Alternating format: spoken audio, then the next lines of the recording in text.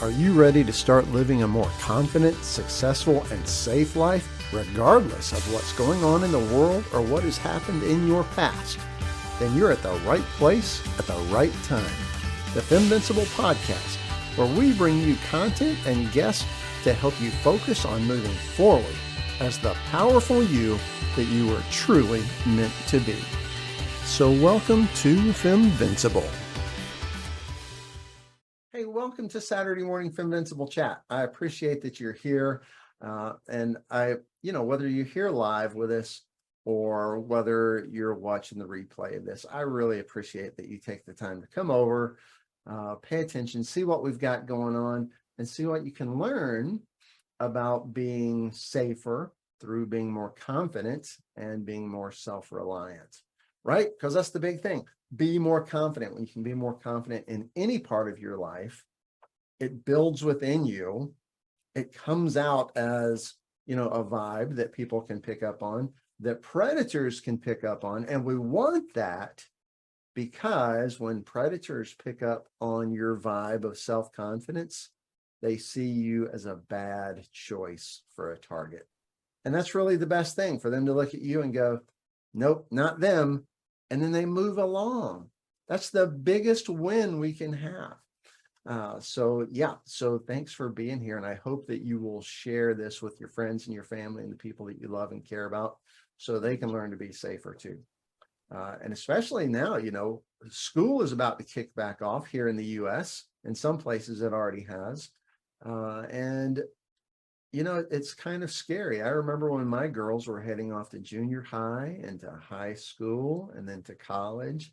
And me being me, I was just worried about them all the time. That's what parents do, right? Show them these videos. Connect with the people that I have on here. And today, of course, I have again, Dr. Chelsea Adams, PhD. And we're going to start having more of these interviews, more little mini sessions, mini classes, MINI classes, but MANY of those. So anyway, invite people. It's free. It's my way of trying to give to the community, the worldwide community, and say, here's ways to be safer. Whether you're in a class of mine or not, I want to make sure there's some way that I can help you be safer. So today we are talking about today's part 2. And of course, you can look back either through the group or on the Facebook page. Sorry, I'm just checking to make sure everything's going. Because remember that time I did like 30 minutes with no sound? Yeah, we don't want that again. But anyway, so we're talking about part 2 in Women in Money, talking about financial abuse. And last week we talked about some ways to prepare yourself. Maybe you've never experienced abuse before. That's wonderful. I hope you never do. But it still makes sense to have your finances in line and taken care of, because when you understand your finances, you'll be able to see more clearly if somebody is trying to manipulate you through your dollars. And we'll touch on that again in just a few minutes. But today we're going to talk about recognizing what financial abuse is, what it can look like, so that if you are in a relationship and something seems off, you can look and go, am I being controlled this way? Because a manipulator, a narcissist, an abuser, they're trying to do all this stuff under the radar. They don't want you to know. That's part of how the manipulation works. That's part of how the control works. If you don't realize you're being controlled, then it's easier to keep that going on. So that's what we're doing today. Chelsea, welcome back. Thanks for being here again. Thanks for having me. I'm glad that it worked out so well the first time. We decided on keeping the second. That's right. Wouldn't that have been awful if the first one was horrible and people are like, hey, Cran, what happened to number 2? It's like, we're just not going to. We had to send her a pink slip. But no, that's not the case, because you're awesome, and I'm happy that you're back and that you're going to be sharing some more with us today. And if you didn't watch last week, oh, you know what? I have to tell everybody, my wonderful wife, Penny, is not monitoring the chat. So I'm trying to do all of it.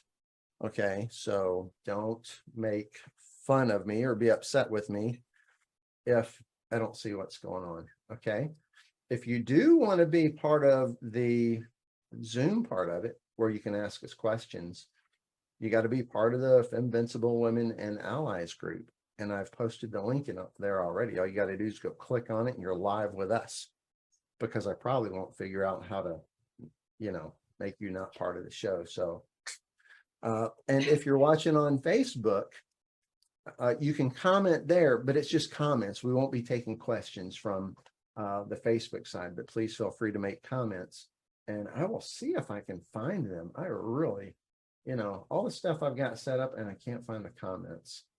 Chelsea, can you see comments on Facebook? Let me check it out. I've got it up on this other screen, but live chat. I sure can see comments, but nobody's commented yet. Hey, would you comment something so I can, hey, I'm sorry, everybody. Technical testing here, right? Just to prove we're real people and everything. So let's see, if you make a comment in there about how glorious it is to be here or something. Oh, look, Lisa did it for us. She says, good morning. Thanks, Lisa. Thank you, Lisa. Okay. By the way, Lisa, it's good to see you. I'm glad you showed up today. Okay. So, all right, I can see Zoom chat. I can see Facebook chat. So, yeah. All right. I will try to keep up with everybody, but yeah. All right. So, yeah, I'm so happy that you're back, Chelsea. And thanks. I'm happy to be back too. What we talked about last week was a little just preparation. What can any woman do? Well, really anybody, but what is it prudent for any woman to do with her own finances? I mean, she can start doing this in junior high and high school, going into college, things to be aware of. And let's see, what did we talk about? I know one of the first thing was learn to use your checking account. Yeah, have a savings account and regularly contribute to it. Have a little bit of emergency cash set aside. Even just like having a budget. What do I spend? What do I want? What do I need? What are my short-term goals, 1 to 3 years? Pardon me. And then what are my midterm goals, between 3 and 7 years, and then thinking about the long-term retirement. And it's never really too late to start teaching kids about even retirement, this sense of that there are minor accounts that you can open that are gift accounts. So the money is theirs and, they have a parent that helps them manage it. And even just, talking about retirement accounts, setting yourself up one and having a financial advisor who can be a great resource for you and a protection, because we are fiduciaries, meaning we have to keep your interest first, what's best for you. And if we suspect that you're being abused or taking advantage of, financially, that you have somebody in your family that's doing that or somebody outside the family, we are required to report that or get help. Help you get help, right? We're supposed to talk to you and get that taken care of because we are fiduciaries. So financial advisors are a great resource. Yeah. And that's a financial advisor, you guys, not just your banker. Okay. Your bank doesn't, I don't think they're required to monitor things like your financial planners are. And I know I mentioned last time, it used to be when I would think of a financial planner, I'm like, well, you don't need a financial planner unless you're making in the millions, but that's not the case. I mean, like we heard last time, Chelsea was telling us that you can use a financial planner for a lot of things, and it doesn't take a whole lot of money to start putting a program together that can keep you, independent for all of your life. So it doesn't take much, does it, Chelsea?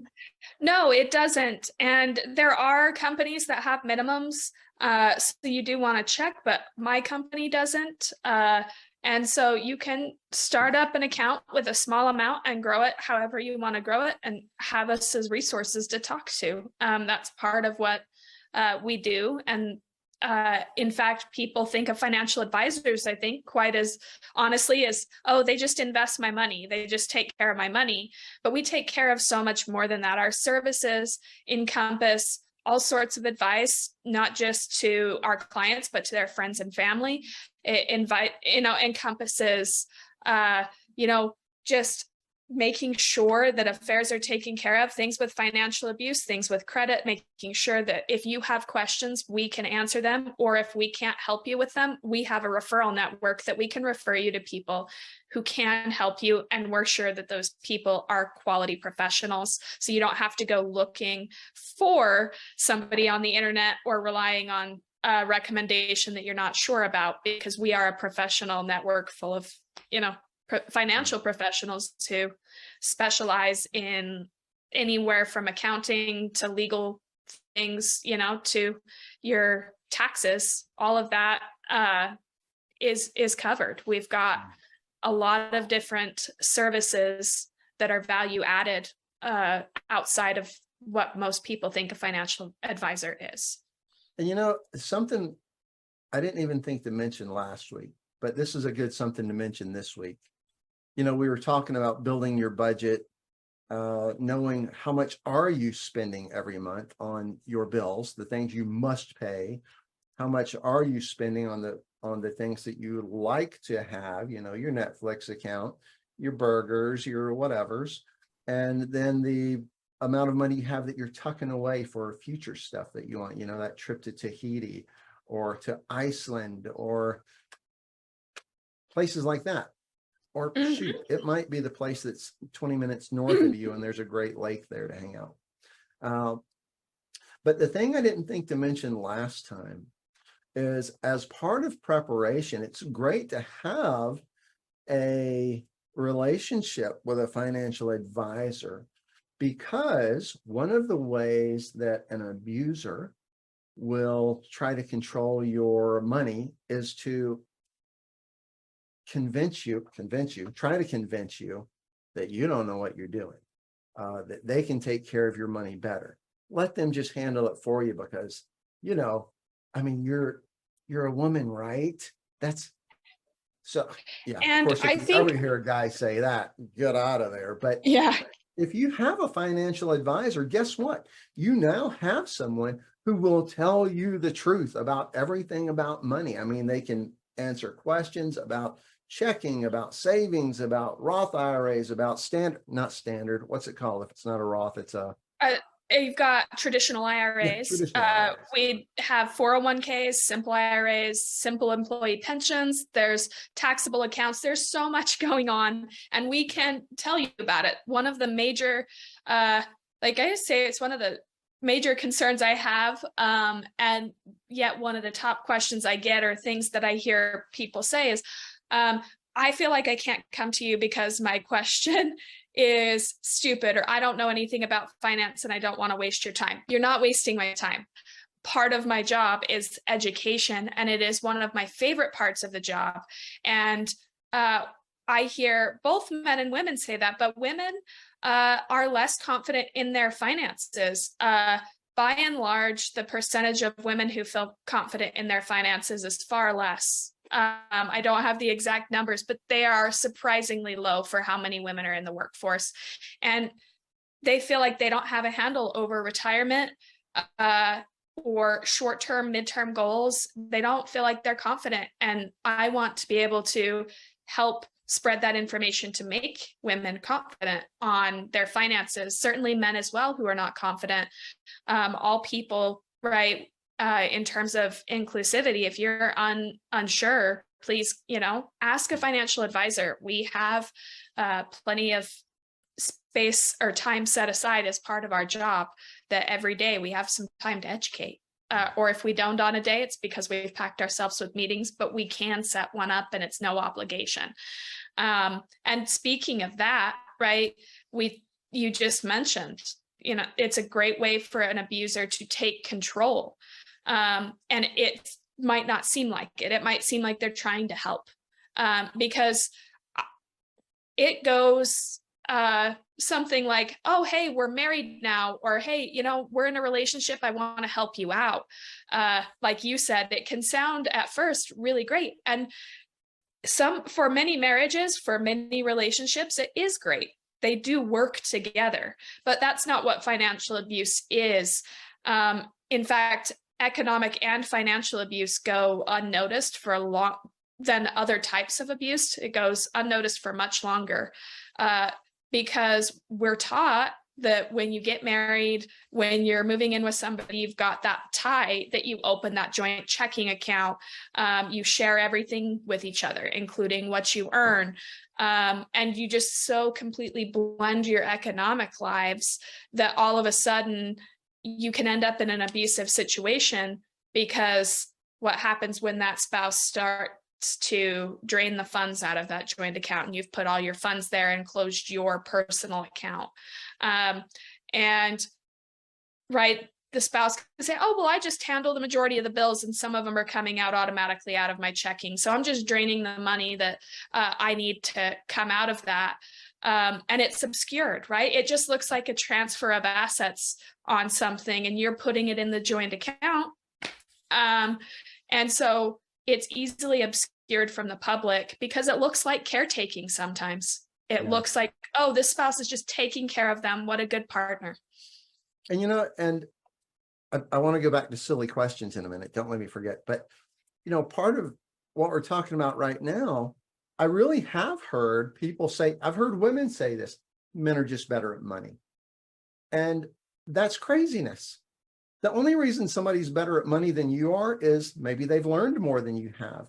But that's what you can do with a financial advisor, or, you don't have to go to college and get yourself an accounting degree to figure out how to take care of your money. I mean, just like Ashley, my goodness, just like Chelsea was saying, I'm going to have to call Ashley after this and go, you want to be on the show? Anyway, just like Chelsea was saying, she provides non-obligation information. What she means by that is you don't have to come in and pay to ask her something. You don't have to be a customer yet. You don't have to be a client yet. You can come get information from her. The goal is that she's just willing to help you know how to take care of your money. And so I want to jump back to silly questions there real quick, because people are so afraid to sound stupid. I mean, I have it in my classes, that's why I'll do women only classes, because I've had women say, I'm afraid to ask a question in front of other guys because it'll sound stupid. And my goal is I want to hear every question you have. And Chelsea, I'm sure you're exactly the same. You want to hear every question, because the only bad thing about a silly or stupid question is that it keeps you fearful enough to not ask it. And it may be a key thing that you need answered so that you have the right understanding of how to keep how to keep yourself safe. Exactly. Or what to tell your daughter who's about to head off to college, or what to tell your friend who her husband is not treating her right. Don't let silly questions or stupid questions keep you from asking them. They're not silly. They're not stupid. Precisely. And I think there are concerns, right? If you don't know something, I've had women ask me, is it okay? Should I have my own account now that I'm married? I don't know that this is okay. I feel like I'm hiding something from my spouse. And there's a lot of questions about, is it okay to have my own things? And they feel silly asking that, but it's concerning, because if you don't feel that it's okay, or you don't know that that's a normal and healthy part of financial life as an individual, that your husband still got that, or your spouse has still got that joint account, and you've got it, and then they have their own account, they have their own individual account. What makes you feel like you can't have your own personal finances and then have the family finances? Yeah. And Even those if are it's a gift questions. account. You know, Yes. I like to have an account that I can buy Penny something without going, hey, Penny, I'm going to spend $112 on a gift for you, you know, so that I can spend it without her knowing. I mean, is that a bad thing I'm doing? No, it's not. It's having a little bit tucked aside so that you can do those things. But And keep it a surprise, right? If you yeah, want it and for keep your it a anniversary. surprise. Yeah, so she doesn't get on Amazon and go, what cost $112? You know, where has Cranford been?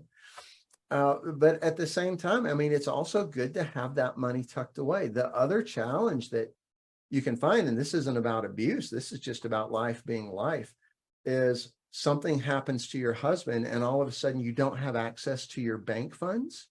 You know, maybe he was in a car accident, maybe whatever has happened. And here you are without money now, right?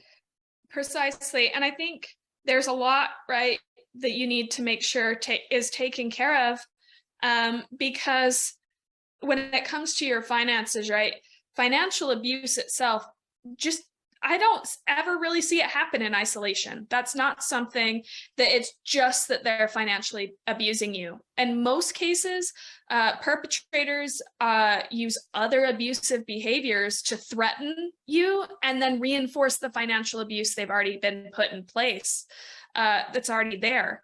And that can involve, misusing money, control your future or current actions. That, hey, you might be doing this now, but I'm going to make sure you never do it again because you're never going to have the money to do it. And I'm going to use physical abuse or verbal abuse, emotional abuse, or threats against, God forbid, but our children, something like that, to keep you from doing that in the future.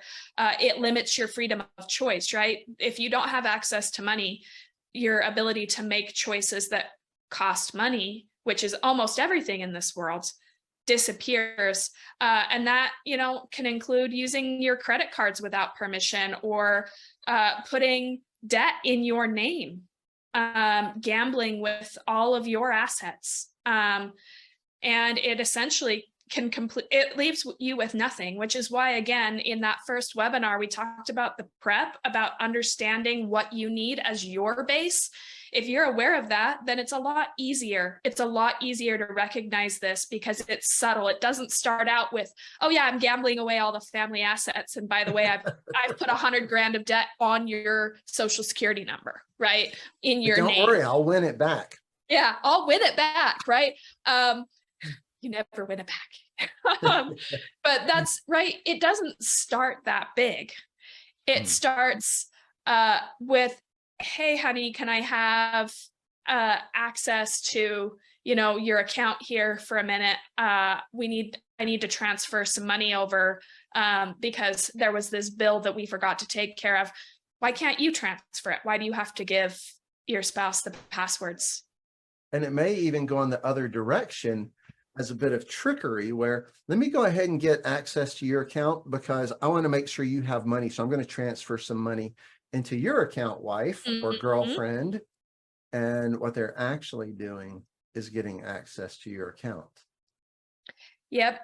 And I think one of the main things is we have the ability, right, at least in finance. So this is something important for you to know. In the stock market, in what I do, you can have a joint account, or you can make somebody your beneficiary, the transfer on death, and you can choose your spouse or anybody. They don't have to be related to you for you to give them that money.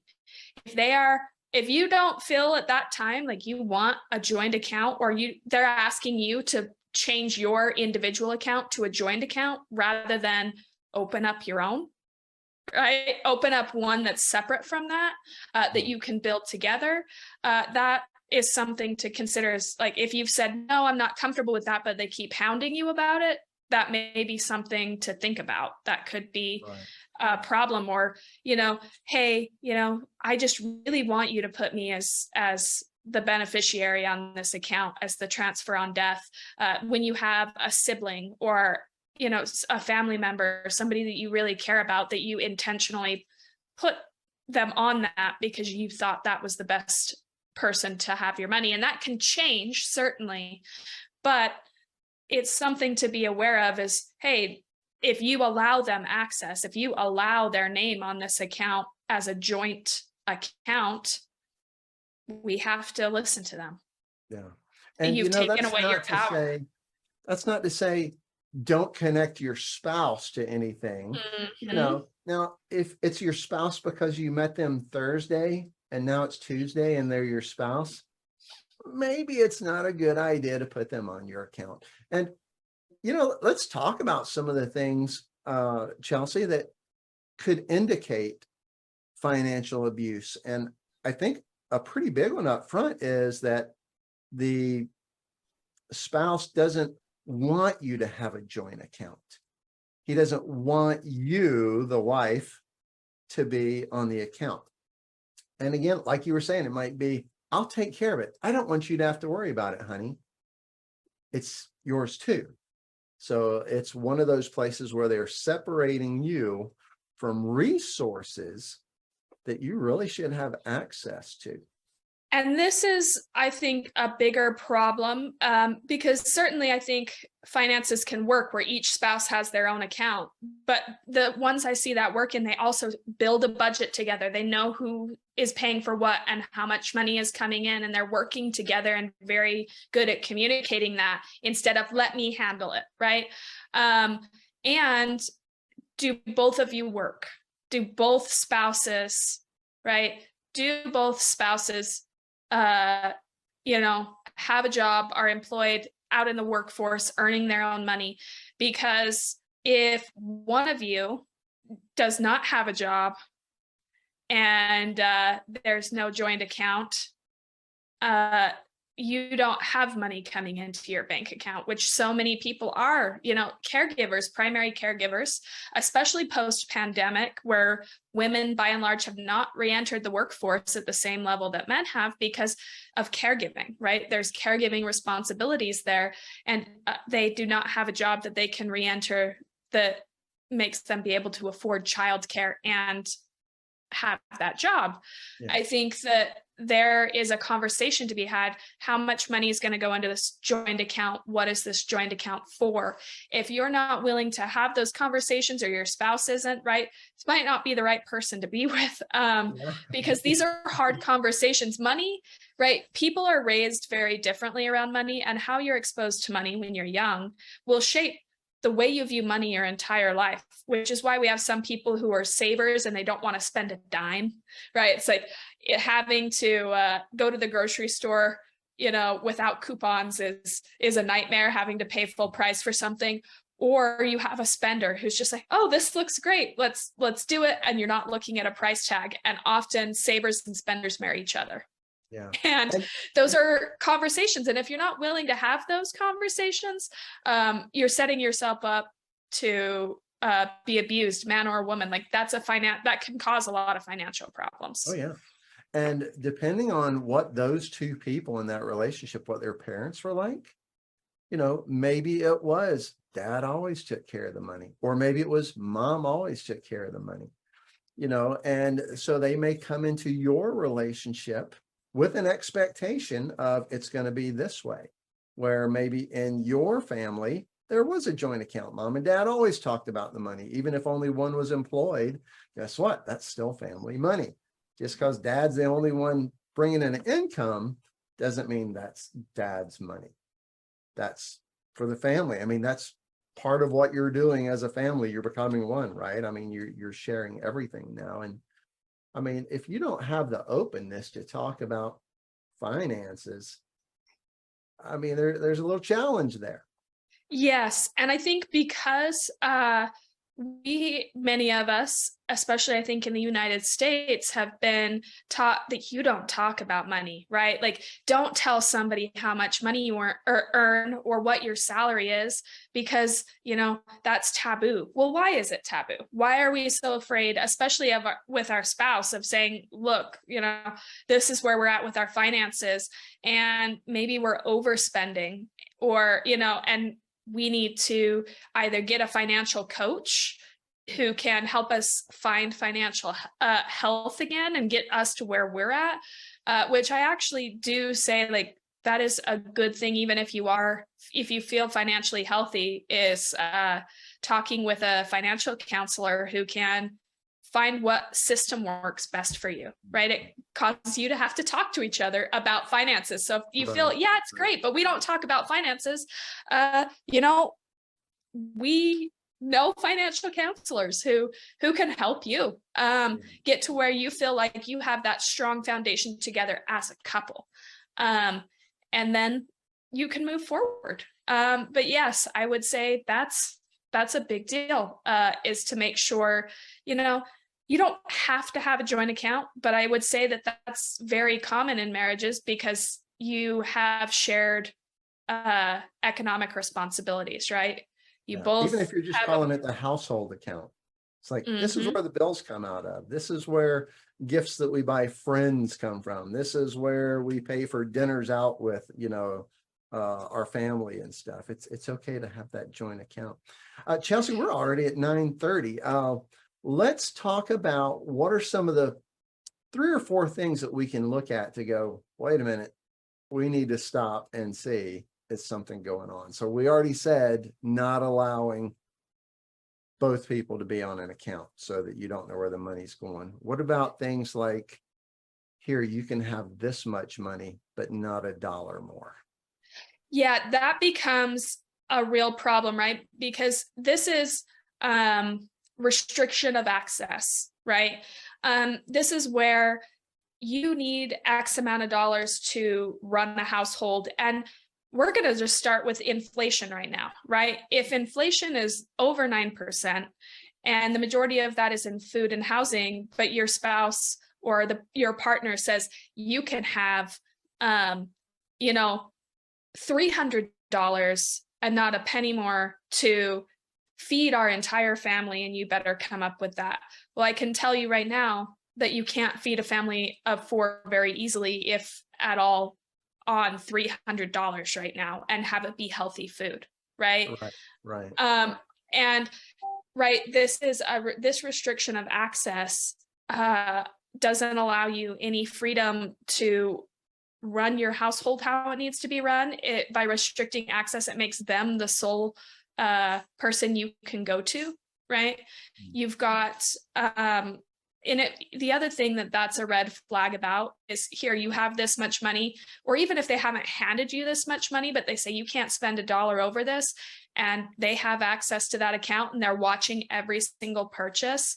That's a red flag, because it's saying, okay, they're trying to control me in some way. I've been to a social event where I was concerned for a woman because we were all there, they're ordering, and the woman goes, I'd really like a cheeseburger. And the waitress says, it's $1 extra for cheese. And she says, oh no, I can't spend an extra $1. My husband will be so upset.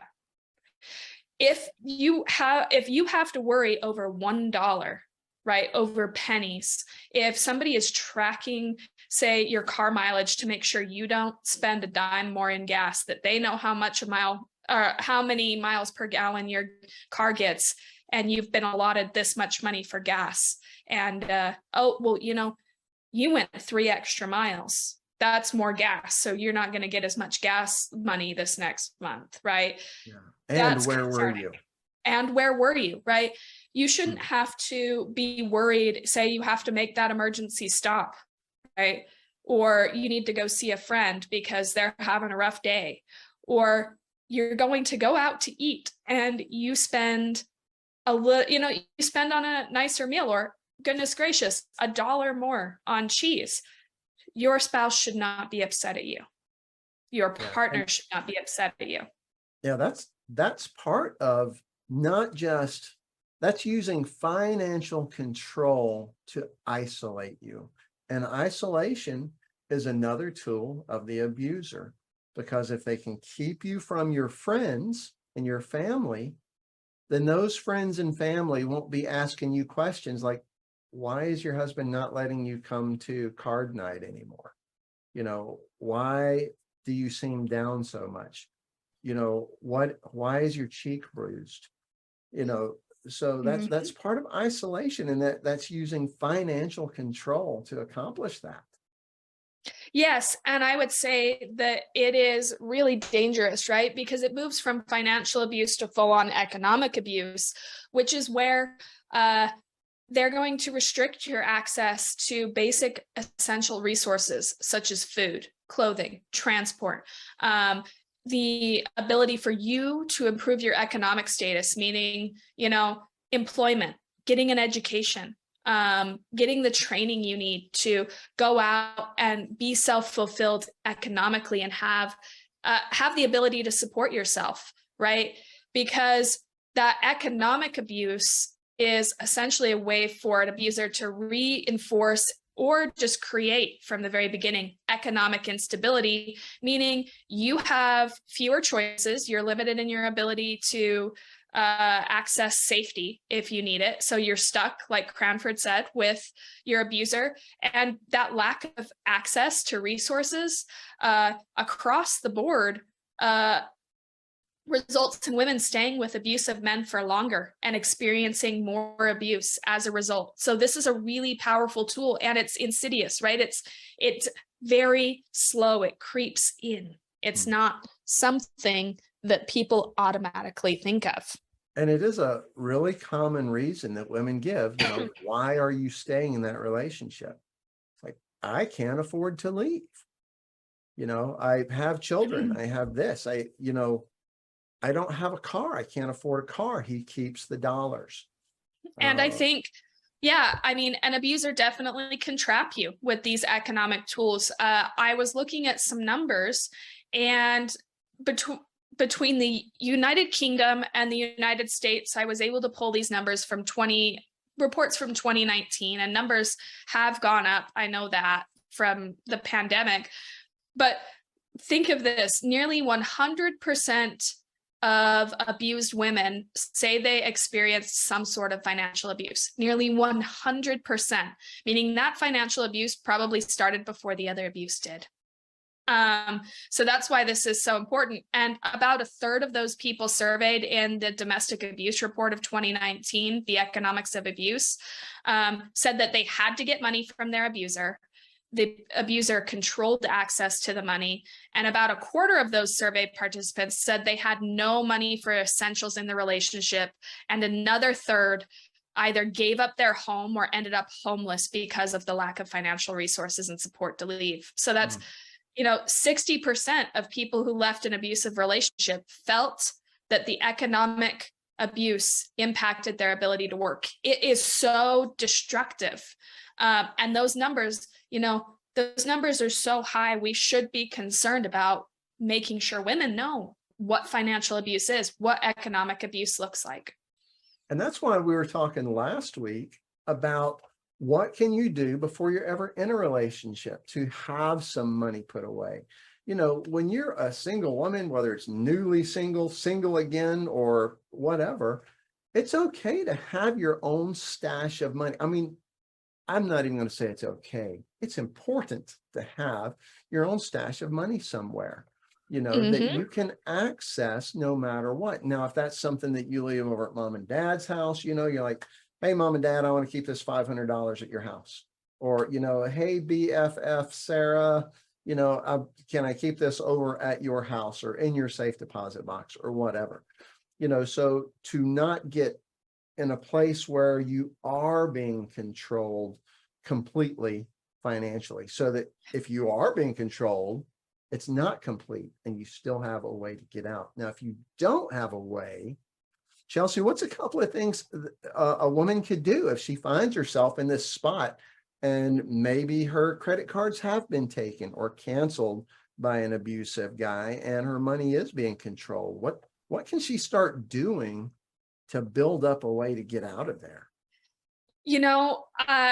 I would say one of the first things is you have especially if you have time where you're alone or that abuser is not there, if you can get to a local library, because a lot of things is survivors will tell you this, and as a survivor, I can tell you that there's a lot of fear that they're going to come after you. It doesn't matter, like you're out of that situation.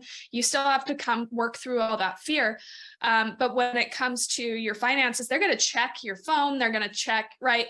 They're going to check that computer and the history. And so you say, I can't look for resources. Well, a local library has computer access that you can look up where your local women's shelter is for free. So understanding that, hey, I might lose my home, because again, this survey showed how many women do. It's quite a lot of women say, well, then I'll be homeless, so I've got to stay with him.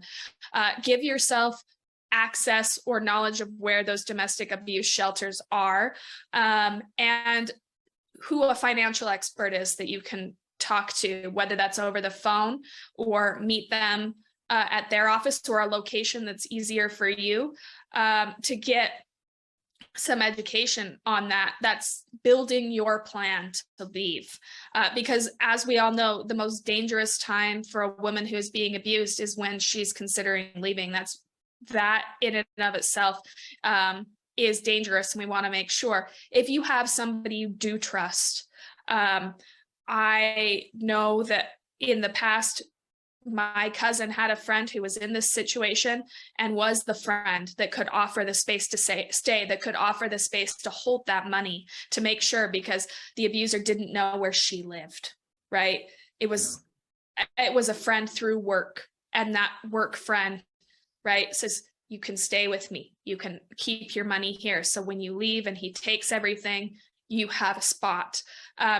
Being able to have a person that you trust. And again, if Cranford has said, if you are to the point that you are completely isolated, that you haven't talked to those friends, you haven't talked to those people, think about who reached out to you, because in all likelihood, these people are concerned about you and somebody's there willing to help you.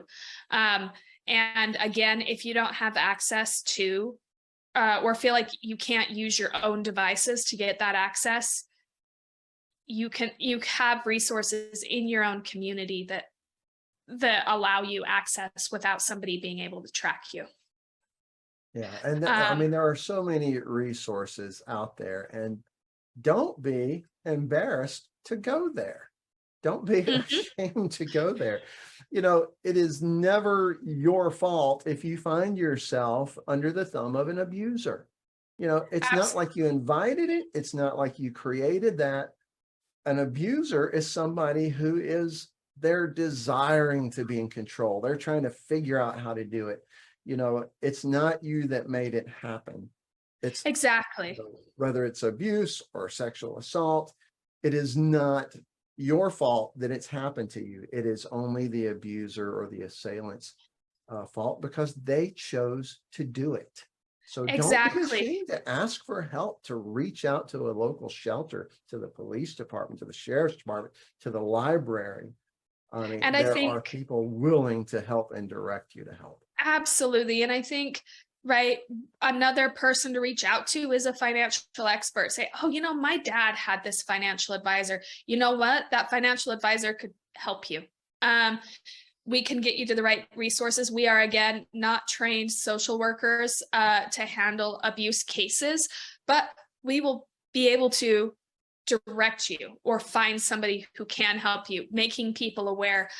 The other thing you might say is, well, my abuser knows all my friends, knows, you know, where I would stash away money. I've got this cash, but he'll take it if he finds it, or, you know, they'll take it if they find it. We need this, but I don't know where to put it. The post office, you can open a PO box and have the mail sent to one of those people's houses and drop the key off there, right? And that can be, right, or you can have a safety deposit box. So there's ways that's like, hey, I've got a PO box, and that's where my finance mail, or that's where information about where I'm going to leave is going to, knowing, right, that I need to set something up. And the sense of protecting your credit, right? One of the things that I talked about that's later stage financial abuse, and I've seen it happen. I have, you know, cousin's spouse who their family actually just took out a whole bunch of debt and put it on his Social Security. And he had to pay that debt off, right? Because it wasn't caught. And then all of a sudden he's saddled with it. Look at your credit reports. Look at them, freeze your credit. If something looks off, freeze it, cancel the cards, whatever, right? Make sure that your financial institution knows that that wasn't you.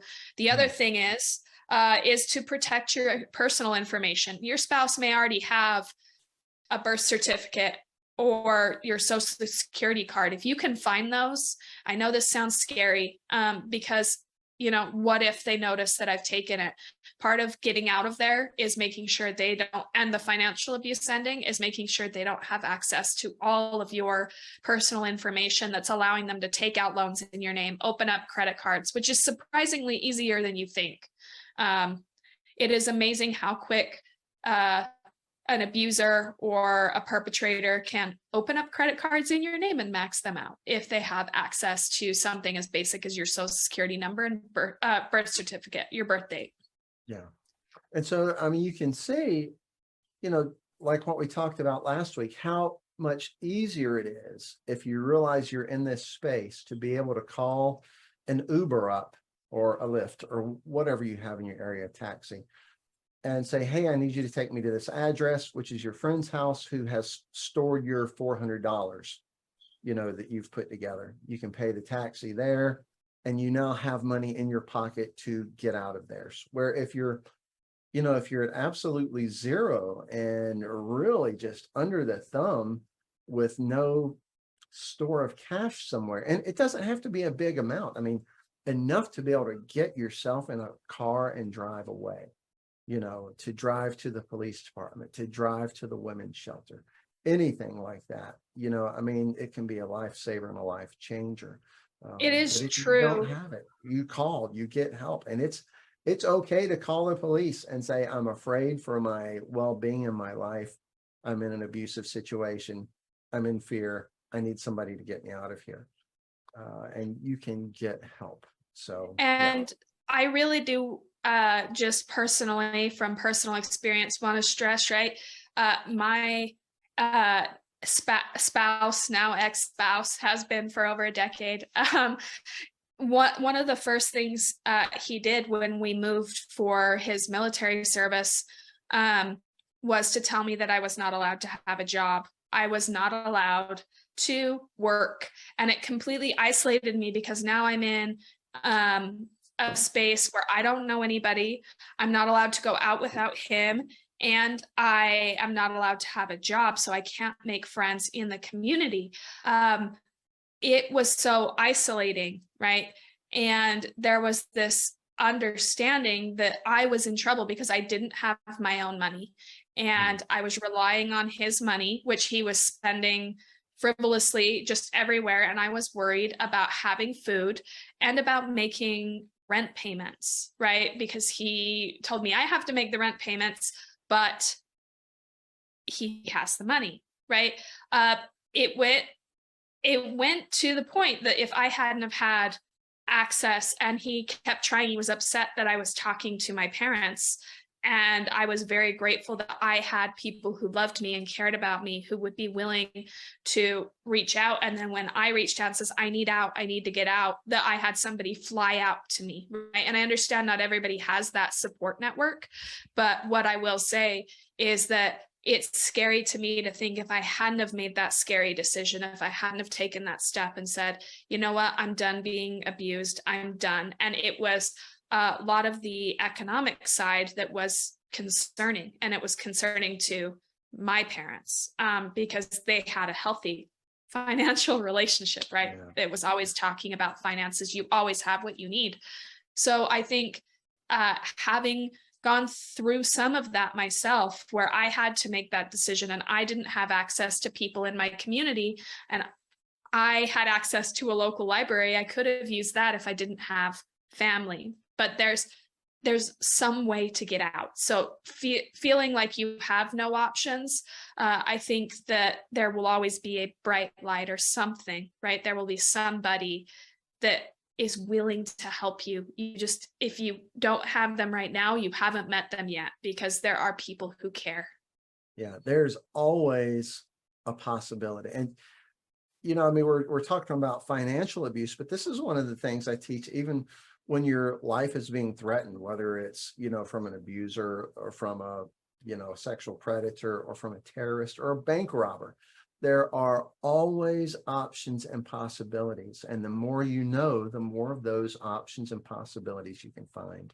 So you get yourself educated on what's available. You find out what your resources are. You make sure that your friends know what's going on with you so that you do have somebody that can call up and go, are you okay? You know, or, so that you're not cut off, like Chelsea was talking about. You know, if there's no one for you to talk to, if there's no one to check on you, yeah, you're just really in a bad spot. But even then, there are ways. There's always some way. I honestly believe that there's always an opportunity.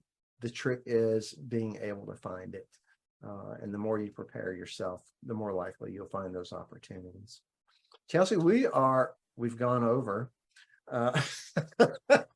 Surprise, But, you know, I mean, this surprise. is important stuff. You know, it's so important.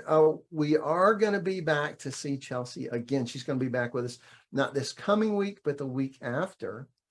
And what we're going to talk about then is how do you start rebuilding? You know, we've talked today about how do you recognize that you might be in this? What are some resources, you know, especially free resources in your community, within your family, within your friends network, that can get you out, that can help you get out. But then what? Now you have to start all over again, right? So when we have Chelsea back in 2 weeks, that's what we're going to focus on. What are the things right back to the beginning, from the small dollars you can make? Maybe you've got to get yourself a part-time job or whatever it is that you can start rebuilding so that you can have that financial security for yourself again, so that that stuff never happens to you again.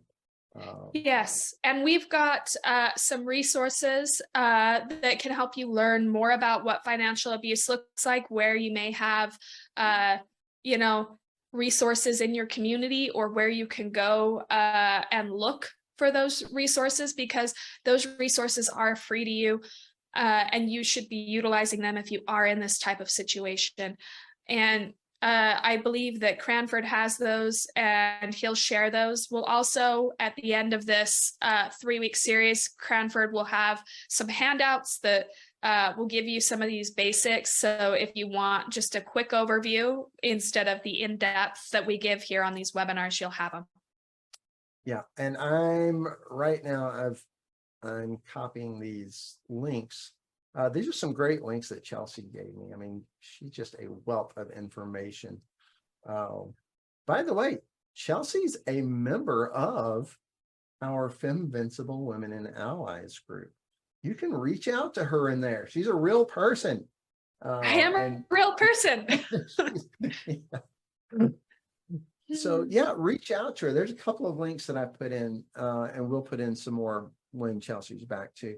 And when she comes back, we're also going to put in a link. Chelsea and one of her partners have a women's program seminar, pre-recorded seminar that you can have access to. And we're going to make sure you have a link to that. And you can learn quite a bit there. And then you can also still reach out to Chelsea and ask her questions. And, you know, she's a wealth of information. I'm so happy that she's here to share with all of you through me, and that she's also just willing to be available to all of you to reach out to her directly and get some help. Chelsea, thanks for being here this week. I appreciate you so much for being here. Well, thanks again for having me. It's always a pleasure. And I look forward to seeing you in 2 weeks. And yeah, so all of you that are watching, whether you're watching live or watching the replay, be sure to come back. Okay. Every Saturday morning, you know, we do this every Saturday morning at 9 o'clock. It's either going to be me talking, and I try to be interesting, but, you know, sharing safety tips or whatever. But I'm also adding, you know, speakers like Chelsea, who can bring some more information in to help you be confident and safe to share with your family, with your children, with, your friends that you want to keep safe. And guess what? If you know somebody that has great resources, that has a great business, or has an incredible story of how they got out of, an abusive relationship or a predatory situation, let me know. I mean, if we can bring them here and share their information that makes everybody safer, I'm happy to do that. So take care, everybody. Thanks for being here. Leave me some notes in the comments. Let me know what you learned today that you were, hadn't thought of, or what you realize you can share with your daughter or your son or your sister or your girlfriends to keep them safe. All right. Hey, thank you very much. And we will see you next Saturday morning. Take care, everybody. Thank you, Chelsea. Thank you. This has been a production of LabCalf LLC and FemVincible.com.